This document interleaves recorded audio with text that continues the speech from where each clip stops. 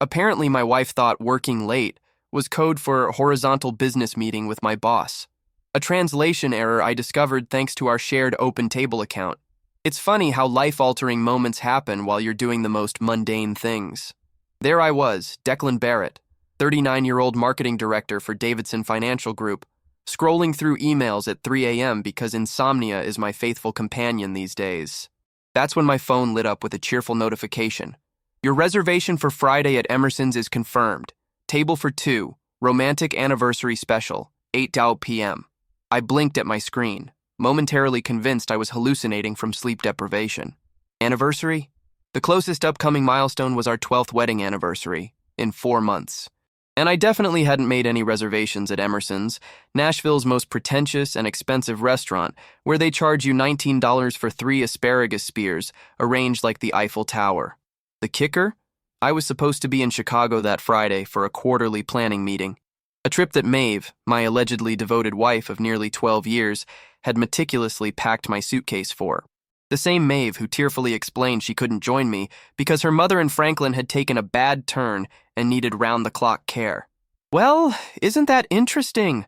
I muttered to our golden retriever Winston, who had the decency to look concerned despite being asleep. "Either I've developed sleep reservation disorder, or your mom's been making special plans." I stared at the confirmation email, noting how our shared open table account displayed her name in tiny letters next to the booking. The one she apparently forgot to log out of before arranging her romantic rendezvous. Amateur hour in the infidelity department. Most men would immediately wake their wives with accusations and dramatic confrontations. Maybe throw some clothes onto the front lawn like in those Lifetime movies Maeve pretends she doesn't binge watch. But 15 years in corporate America teaches you something valuable. Strategic planning beats emotional reactions every time. So instead of stomping upstairs to where Maeve was peacefully sleeping, probably dreaming of her upcoming romantic anniversary, I made myself an espresso and opened my laptop. If there's one thing my overpriced Yale MBA prepared me for, it was methodical problem solving. Though wife secretly dating someone else wasn't covered in any of my case studies, the principles remained the same. Gather information, analyze the situation, develop options, and execute with precision. First step, figure out who this mystery date was. 2 hours of digital archaeology later, checking shared credit card statements, phone records, and her poorly secured Gmail account. Seriously, using our dog's name plus her birth year isn't exactly Pentagon-level security. I had my answer. Grayson Lawson, 42, Chief Financial Officer at Meridian Marketing Group, where Maeve worked as Director of Client Relations. Married to Sylvie Lawson for 15 years. 2 kids in private school. House in Belle Meade that made our Brentwood Colonial look like servant quarters. The kind of guy who wears Patagonia vests over custom shirts and talks about his Peloton output in meetings. "You've got expensive taste in affair partners, honey," I said to Maeve's smiling face in our wedding photo, which now felt like it was mocking me from our fireplace mantel. Corner office, country club membership, summer house in Maine. Definitely an upgrade from a marketing director who still drives the same Audi he had in business school. I spent the next 3 days in a strange, calm state of detachment, watching Maeve move through our house like nothing was wrong. She made my protein smoothies, asked about my Chicago presentation, reminded me to pack my heartburn medication. Each domestic act now seemed like a performance, one I was seeing from backstage for the first time. "Do you think I should pack the blue tie or the gray one for Chicago?" I asked Wednesday night, holding up 2 ties I wouldn't be taking anywhere. "The blue one brings out your eyes," she replied while texting someone, him presumably, her fingers moving with the speed and secrecy of a teenager hiding communications from parents. "Thanks, that's what you said when you gave it to me for our 10th anniversary," I replied, watching her face for any sign of guilt. Nothing, not even a flicker. Either she'd developed sociopathic tendencies or had compartmentalized our marriage so effectively that betrayal didn't register anymore. By Thursday, I'd formulated a plan so perfectly petty it made me giddy. Instead of confronting Maeve directly, I'd meet her on her own turf, with a special guest. Finding Sylvie Lawson wasn't difficult. Her Instagram was public, filled with Pilates achievements, charity galas, and casual photos that definitely required professional lighting. I crafted a careful message. Not enough detail to sound crazy, just enough information to pique her interest. "Mrs. Lawson, I believe we have a mutual connection through Meridian Marketing. I have some information about your husband that you might find valuable. Would you be available to meet Friday evening around 8 p.m.? She responded within hours, cautious but curious. When I suggested Emerson's, mentioning I knew her husband would be occupied elsewhere that evening, she agreed. I could practically feel her suspicion and interest vibrating through her perfectly crafted response. My fake Chicago trip was easy to arrange. I simply told my boss I needed a personal day, my first in 3 years. Family matter, I explained. And he nodded with that understanding look people give when they assume you're dealing with something embarrassing like hemorrhoid surgery. Friday arrived with excruciating slowness. Maeve kissed me goodbye in the morning, her lips barely grazing my cheek as she helped load my suitcase into the car. Take care of your mom, I said, looking directly into her eyes. Give her my best. I will, she promised, her face a masterpiece of concern. Let me know when you land. I drove to the airport, parked in short-term parking, sent a landed safely text from the terminal Starbucks, and then checked into the Marriott downtown. The day stretched endlessly as I waited, alternating between moments of ice-cold determination and flashes of grief so intense I had to sit down in the hotel shower, letting hot water cascade over me until the bathroom filled with steam. At 7:30 p.m., I arrived at Emerson's, deliberately early to secure the perfect position. The maitre d' raised an eyebrow when I requested a specific table, one with a clear view of the romantic corner booth, but partially obscured by a decorative wine rack. Is this for a special occasion, sir? He asked. The most special, I replied, slipping him $200. Anniversary of sorts. By 7:50, I spotted Sylvie at the bar, elegant in a black dress that probably cost more than my monthly mortgage payment, nervously twirling the olive in her martini. At exactly 7:55, Maeve and Grayson arrived, his hand resting possessively on her lower back as they followed the host to their secluded table, already set with champagne on ice. I texted Sylvie, "Look to your left by the wine rack. I'm in the gray suit." Our eyes met across the room, hers narrowing with recognition and confusion. I raised my water glass in a small toast and mouthed, "Ready for dinner and a show?" Sylvie Lawson placed her martini down with the precision of a bomb disposal expert and glided across the restaurant toward me. The expression on her face was what I imagine prosecutors wear when they've just received DNA evidence against a smug defendant. "Mr. Barrett, I presume?" Her voice was controlled but carried the slight tremor of someone working very hard not to cause a scene in public. "Please, call me Declan," I replied, standing to pull out her chair. "I believe we share some mutual investment interests." She glanced toward the corner booth where Grayson and Maeve were now giggling over menus, his hand casually resting on hers. "That investment appears to be underperforming for both of us." The waiter approached with practiced timing. "Can I get you something to start with?" "The truth, neat. No chaser," Sylvie muttered, then composed herself. "I'll have another martini. Extra olives. Bourbon, double," I added. "And we'll need a few minutes with the menu." As the waiter departed, Sylvie leaned forward. "So what's your plan here? Are we just going to sit and watch them all evening like some twisted dinner theater?" "Actually, I thought we'd wait until they order something expensive, then join them." I showed her my phone with the open table confirmation. "I called ahead. Technically, we're all on the same reservation. Anniversary special. 4 people, not 2. The restaurant just assumed they were separate parties." A smile flickered across her face, not warm, more like the brief flash of a switchblade. "That's impressively petty. Yale MBA, right? I noticed your class ring. Impressive observation. Vassar? I guessed. Columbia Law. I was corporate litigation before I decided to become a full-time disappointment to my feminist mother by staying home with our kids." She took a long sip of her water. "Turns out practicing family law would have been more useful." We watched as Grayson ordered what appeared to be the $200 wine pairing option, gesturing grandly to the sommelier. Maeve laughed at whatever he was saying, that full-throated laugh she hadn't used around me in at least 2 years. It was like watching a nature documentary where you realize the gazelle you've been rooting for is actually an invasive species destroying the ecosystem. "How long have you known?" Sylvie asked quietly. 3 days, 17 hours, and I checked my watch. 22 minutes. You? I've suspected for 8 months. Known for certain? Since about 4 minutes ago. She straightened her silverware with mechanical precision. Though the working late excuse got pretty thin when he started coming home with restaurant breath mints on Tuesdays and Fridays. Tuesdays too? Amateur hour. Maeve told me she had yoga on Tuesdays. With my husband as her personal instructor, apparently. Sylvie's smile was arctic. I checked his calendar. They've been reviewing quarterly projections every Tuesday evening since February. I felt a sudden wave of nausea as the timeline expanded in my mind. That's over 7 months. Welcome to the sad math of infidelity. Would you like to calculate how many hotel points they've accumulated, or should we skip straight to property division? Our drinks arrived just as Maeve threw her head back in laughter at something Grayson said. The sound cut through the restaurant's ambient noise like a car alarm. You know what's almost worse than the betrayal? I said, taking a substantial swig of bourbon. The absolute mediocrity of their deception. They've been using our family open table account. She still has her location sharing turned on. Last week she told me she was at Target buying storage containers and spent 2 hours in the parking lot of the Marriott on West End. Grayson Expense reported their hotel stays as client meetings, Sylvie added. On our joint credit card. He might as well have left receipts on the nightstand. It's like they're not even trying to be good at being bad, I agreed. I feel insulted both as a husband and as someone with basic problem-solving skills. Sylvie raised her glass. To our spouses, may their affair be as disappointing as our marriages.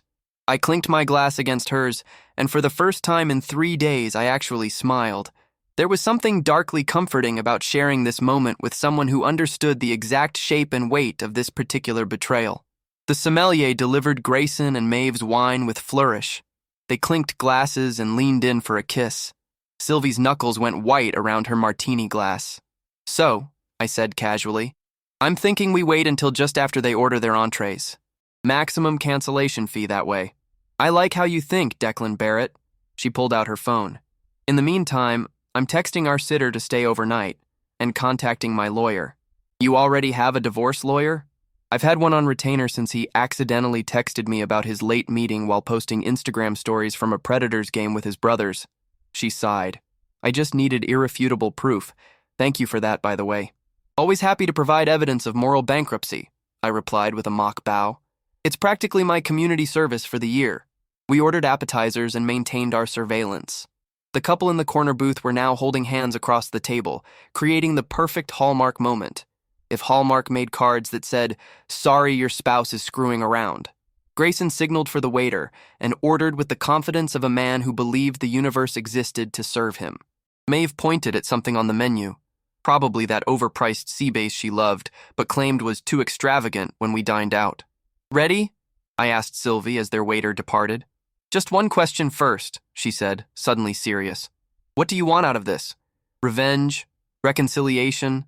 A dramatic scene for the restaurant's Yelp page? I considered her question carefully, swirling the remaining bourbon in my glass. Honestly, I want them to feel what we're feeling right now.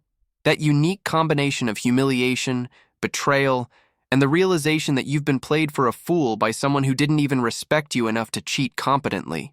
Fair enough.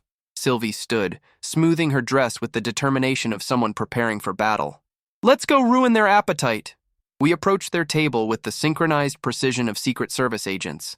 They were so absorbed in each other they didn't notice us until we were standing directly beside them. Darling, I said cheerfully, imagine running into you here. I thought you were taking care of your mother in Franklin tonight.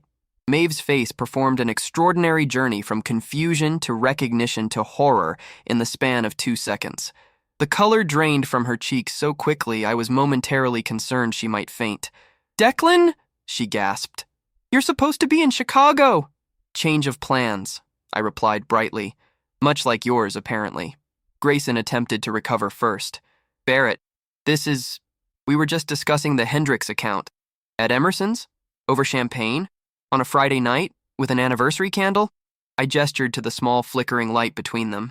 That must be one hell of an account. Grayson, Sylvie said with glacial calm, I believe you forgot to mention this meeting when you told me you were reviewing contracts at the office tonight.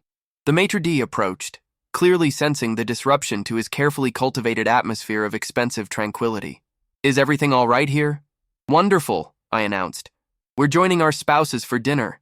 It's an anniversary celebration after all. I pulled out a chair and sat down next to Maeve, who looked like she was mentally calculating the distance to the nearest exit. Sylvie took the remaining seat beside a petrified Grayson. So, I said, picking up a menu, what looks good tonight? Besides other people's partners, I mean. The silence at our table was so thick you could serve it as one of Emerson's overpriced desserts. Maeve stared at her champagne flute like it might contain an escape hatch, while Grayson's complexion had achieved a shade of red previously only seen on certain exotic peppers. "So," Sylvie said pleasantly, as if we were at a neighborhood barbecue, "how long have you two been reviewing the Hendricks account together? February, was it?" Maeve flinched. Bullseye. "This isn't what it looks like," Grayson attempted, his corporate crisis management skills failing spectacularly in his personal life. "Really?" I examined the table setting. "Because it looks like a romantic dinner between my wife and someone who isn't me. Please enlighten us about what it actually is." The waiter approached, his professional demeanor cracking slightly as he sensed the tension. "Would our new guests like to order drinks?" "I'll have whatever they're having," Sylvie said, pointing at the champagne. "We're celebrating infidelity tonight." The poor waiter's eyes widened to saucer proportions. "I'll give you all a moment." He retreated faster than a congressman from a scandal. "Declan, can we talk about this privately?" Maeve finally spoke, her voice barely above a whisper. "Why start being private now?" I replied. "You've been sharing our marriage with Grayson for months. I thought we were all about transparency now." Grayson straightened his tie, attempting to reclaim some authority. "This is inappropriate. We're in a public place." "So sorry to inconvenience your affair with basic consequences," Sylvie replied, her smile never faltering. "Should we have scheduled the confrontation? Perhaps sent a calendar invite?" A sharp buzz cut through the tension, Grayson's phone lighting up on the table. Sylvie was faster, snatching it before he could react. Her eyes scanned the screen. "Is he still in Chicago?" She read aloud, then looked up at Maeve. "Planning ahead, I see." "Give me my phone," Grayson demanded, reaching across the table. Sylvie held it just out of reach. "Interesting. Your passcode still works for me. How thoughtful of you not to change it while conducting your affair." She began scrolling with practiced efficiency. Each swipe of her finger seemed to drain more color from Grayson's face. "Oh my," she murmured. "Declan, did you know our spouses have been discussing a little weekend getaway to Gatlinburg next month? Apparently there's a charming cabin with, and I quote, no cell service and a hot tub big enough for two." I turned to Maeve, whose eyes were now firmly fixed on her lap. "That's funny because when I suggested Gatlinburg for our anniversary, you said the mountains gave you migraines." "You weren't supposed to be here," Maeve finally blurted out. "You were supposed to be in Chicago." "And you were supposed to be taking care of your mother," I countered. "Apparently we're both dealing with disappointment tonight." The waiter returned, visibly wishing he'd called in sick. "Your champagne, madam," he said, placing a flute in front of Sylvie. "And have we decided on entrees?" "I've lost my appetite," Grayson growled. "That's a shame," I said, picking up the menu. "I'm starving. I'll have the prime ribeye, rare. And since we're all on Mr. Lawson's corporate card tonight, let's add the truffle upgrade." Sylvie caught on immediately. "I'll have the lobster, and perhaps we should order a bottle of that Chateau Margaux 2009. For the table, of course." Maeve looked up, confusion breaking through her mortification. "You're ordering dinner?" "Of course," I replied. "I'd hate for Grayson's expense report to go to waste. Client development? Isn't that what you call it?" A flash of something, recognition perhaps, crossed Maeve's face. "You knew? Before tonight?" I took a deliberate sip of Grayson's champagne. "Let's just say I've been developing some skills of my own lately. Digital forensics is fascinating." The moment the waiter departed with our obscenely expensive order, Grayson leaned forward, his voice low and threatening. "You've made your point. Now take your victory lap and leave."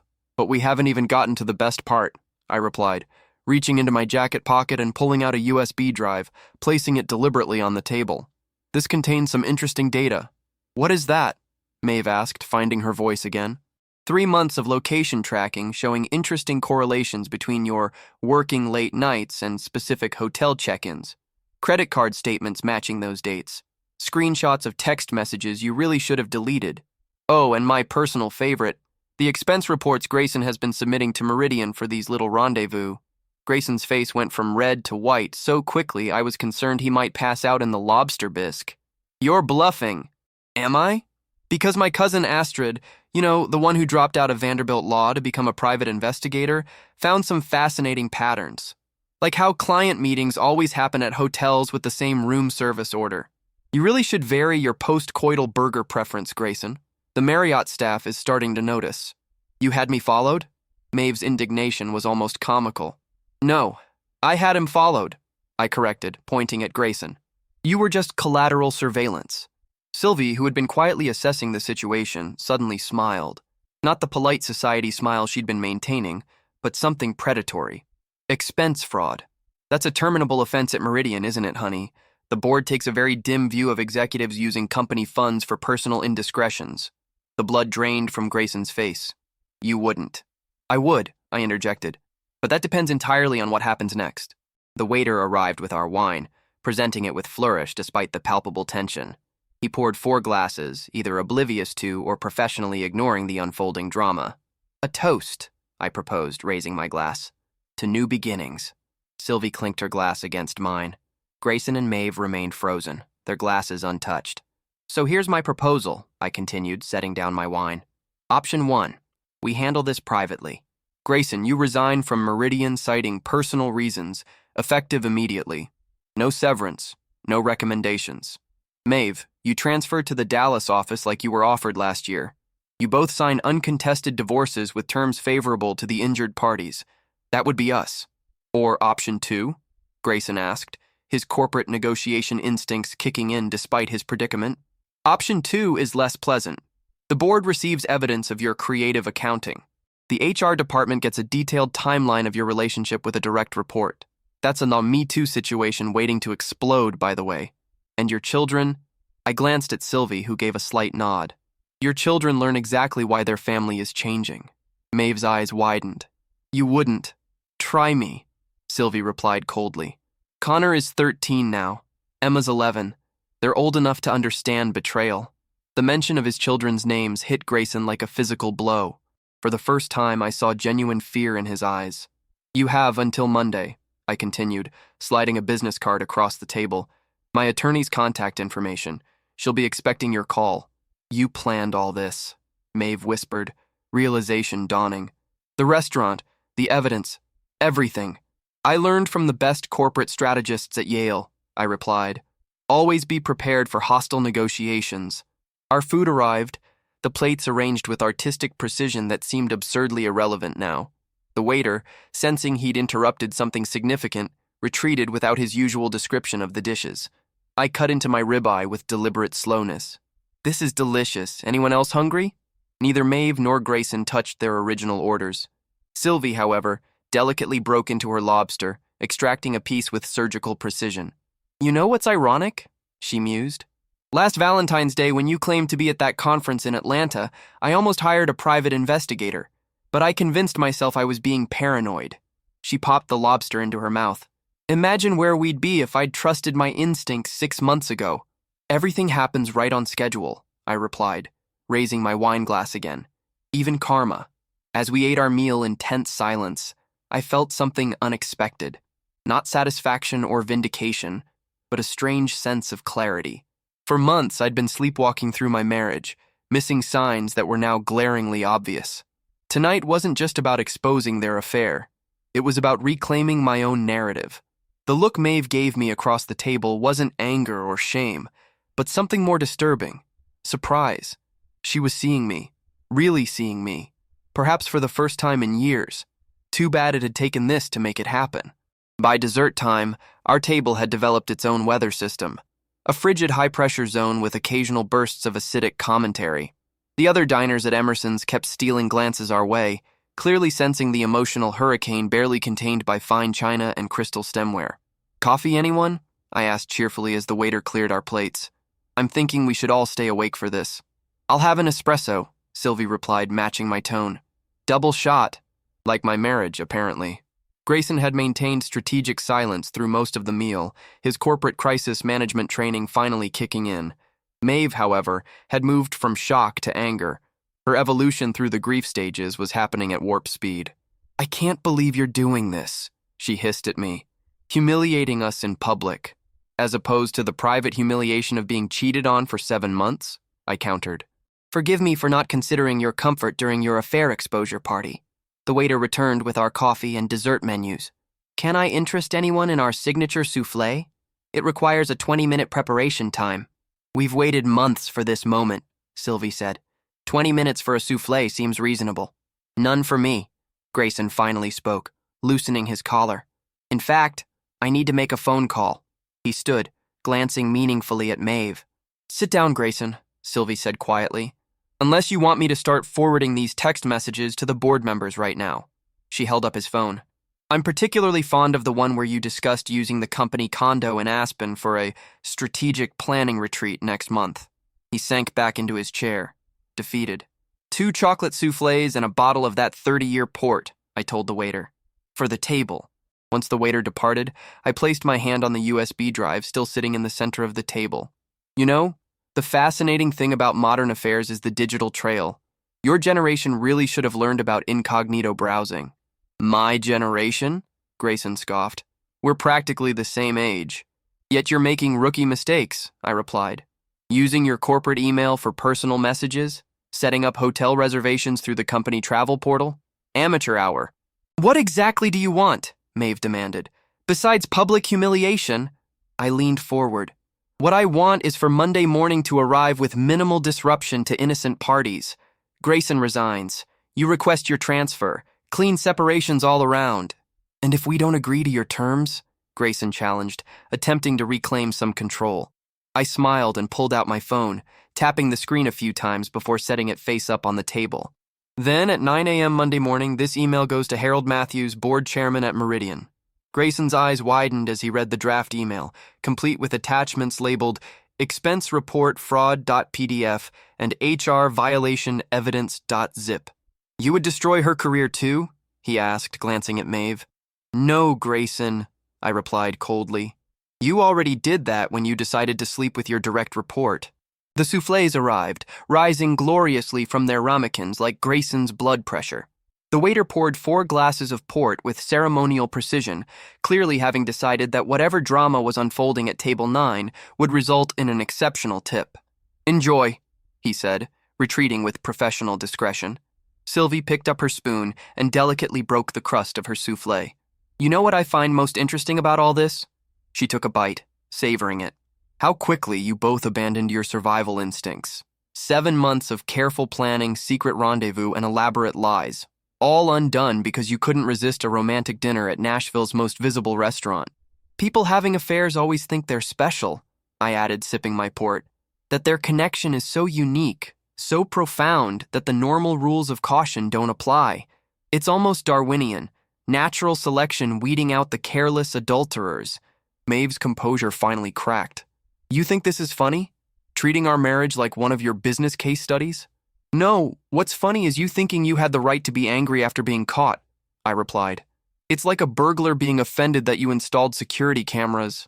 I never meant to hurt you, she said, her voice softening into the tone she used when trying to manage my emotions, a tone I now recognized for the manipulation it was. Fascinating, I replied. So repeatedly sleeping with someone else while lying to my face was what? An attempt at healing me. Such compassion. Our marriage was already dead, she said defensively. You were always working, always distracted. Yet somehow I managed not to fall into anyone else's bed, I countered. Remarkable restraint on my part, apparently. Grayson, who had been silently calculating his options, finally spoke. What assurance do we have that this ends here? That you won't just expose everything anyway after we comply? Unlike some at this table, I keep my word, I replied. And Sylvie and I aren't interested in mutually assured destruction. We have lives to rebuild. Speaking of which, Sylvie interjected, sliding a business card toward Grayson. My divorce attorney. He's expecting your call Monday morning. This is extortion, Grayson muttered.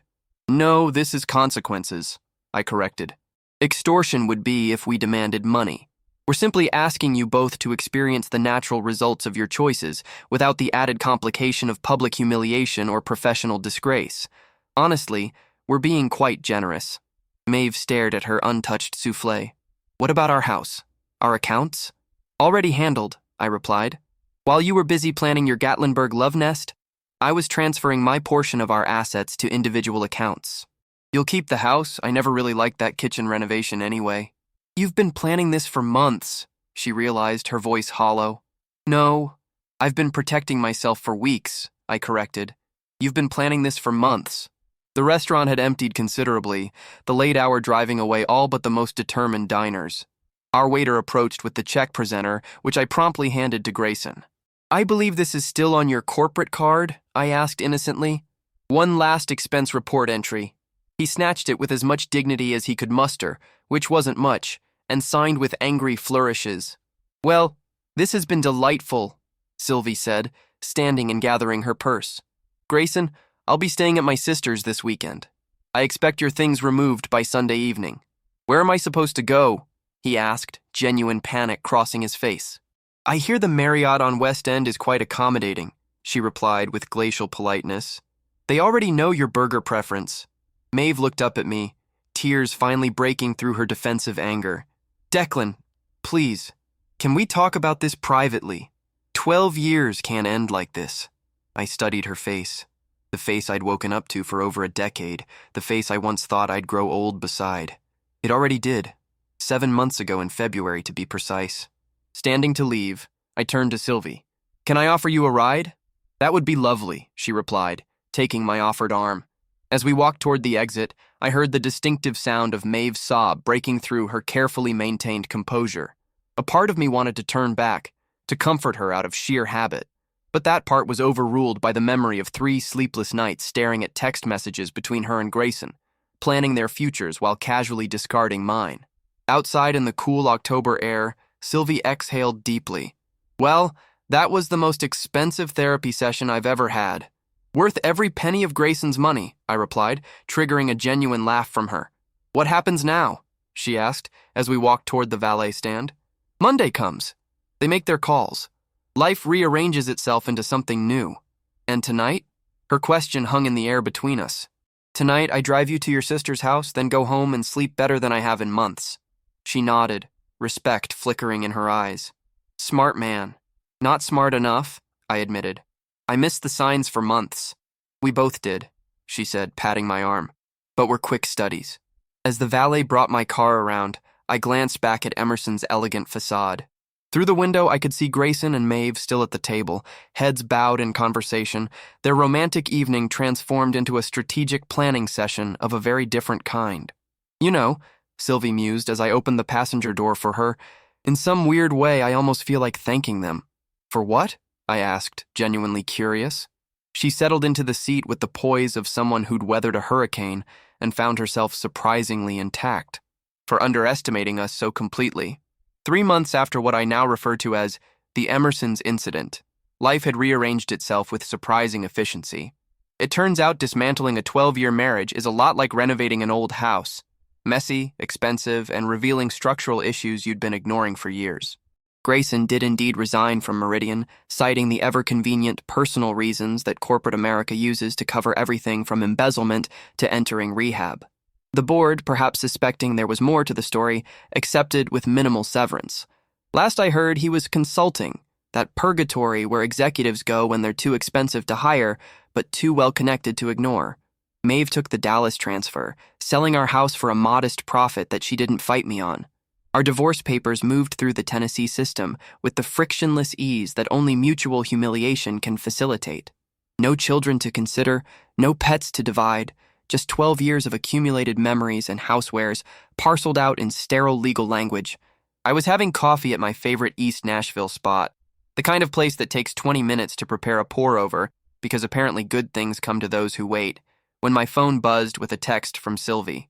Turn on Channel 4, right now. The barista kindly switched the cafe TV to the requested channel, where the midday news was featuring a special segment on corporate ethics in the modern workplace. And there was Sylvie, poised and professional in a tailored blazer, being introduced as Sylvie Lawson, corporate ethics consultant and founder of Clearline Compliance. Ms. Lawson, your firm specializes in helping companies develop protocols to prevent workplace relationships from becoming ethical liabilities. What inspired this focus? The interviewer asked. Sylvie's smile was camera perfect. Let's just say I've seen firsthand how quickly personal entanglements can escalate into corporate governance issues. Companies need clear policies that protect everyone involved. I nearly choked on my overpriced coffee. She had transformed her personal disaster into a consulting business, packaging her humiliation into a marketable expertise. It was perhaps the most impressive act of emotional alchemy I'd ever witnessed. That evening, I met Sylvie for our now regular Thursday dinner at a small Italian place downtown. These weren't dates exactly, but something more valuable. Conversations with someone who understood precisely what it meant to rebuild from spectacular betrayal. "Congratulations on your TV debut," I said as we settled into our usual corner table. "You've officially weaponized your trauma. Very entrepreneurial," says the man who just launched a podcast about financial infidelity, she countered with a smirk. She wasn't wrong. My Hidden Accounts podcast had started as therapy, recording my thoughts about how Maeve and I had maintained separate financial lives even while sharing a bed. Somehow it had gained a small but dedicated following of suspicious spouses and divorce attorneys. "Touché," I conceded. "We're both remarkably good at monetizing our misery." "I prefer to think of it as converting emotional capital into actual capital," she replied, studying the wine list. "The modern American dream." We ordered our usual, the margarita pizza with extra basil for me, the linguine with clams for her. Our waitress, Maria, didn't even need to write it down anymore. "Heard from the ex lately?" Sylvie asked, breaking a breadstick with surgical precision. "Christmas card," I replied. "Very corporate. Picture of her in front of the Dallas skyline holding her new dog, some hypoallergenic thing that looks like it's constantly judging you." "Better than Grayson's attempt," Sylvie snorted. "He sent the kids extravagant gifts with a card saying he's finding himself in Colorado. Apparently what he found was a yoga instructor named Dawn who specializes in healing masculine energy. The universe has a surprisingly consistent sense of humor," I observed. Our food arrived along with the Barolo we'd come to appreciate over our months of platonic therapy dinners. Maria winked as she placed the bottle between us, clearly believing we were dating despite our repeated explanations. "You know what's strange?" I said, halfway through my second glass. "I don't miss Maeve anymore. Not really. I miss the idea of what we were supposed to be." Sylvie nodded. "It's like grieving a fictional character. The person you thought you married never actually existed. Or maybe they did, but only for a while," I mused. "People change, though usually they have the decency to inform their spouses before test driving new partners." "Here's what I've realized," Sylvie said, twirling pasta with thoughtful precision. "The opposite of love isn't hate. It's indifference. And I'm finally reaching indifference about Grayson." "The promised land," I toasted her with my wine glass. "I'm still working on it. Sometimes I wake up angry, but those mornings are getting rarer." "Progress, not perfection," she replied, clinking her glass against mine. Later, walking her to her car, I realized something unexpected had emerged from the wreckage of our respective marriages. Not romance, we were both too scorched for that, but something equally rare. Honest friendship without pretense or performance. "Same time next week?" I asked as she unlocked her car door. "Wouldn't miss it," she replied. Besides, Maria would be devastated if her favorite non-couple didn't show. Driving home to my new downtown apartment, I reflected on how differently things had turned out than I'd expected on that fateful night at Emerson's. I'd walked in planning revenge and walked out with something far more valuable, the first steps toward an authentic life. The truth is, discovering your spouse's affair is like being handed a particularly brutal mirror, one that reflects not just their betrayal, but all the ways you betrayed yourself by ignoring what you knew deep down. I'd spent years convincing myself that emotional distance was just the natural evolution of marriage, that Maeve's growing secrets were just healthy independence. Sometimes the most devastating revelations are also the most necessary ones. My marriage was a masterclass in mutual avoidance disguised as stability, a lesson I'd rather not have learned at Emerson's over overpriced soufflés, but one I needed nonetheless. As Nashville's lights glittered around me, I realized I wasn't healing despite the humiliation, but because of it. Nothing clarifies your priorities quite like watching your life implode over dessert.